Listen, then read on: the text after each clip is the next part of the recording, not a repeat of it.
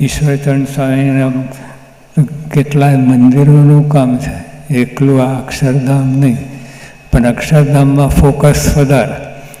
દર મહિને પિંડવાડા જાય, જાય, અને ત્યાં બધાને બળ આપે, અને મારી વાત થઈ ગઈ તે બધાને કેફ ચડાવી દે, પછી આ કાર્ય કરે. એમને તો ઘણું બધું બીજા મંદિરોનું કામ છે, બધા એ જ હોલ એન્ડ સોલ બધું કરે છે.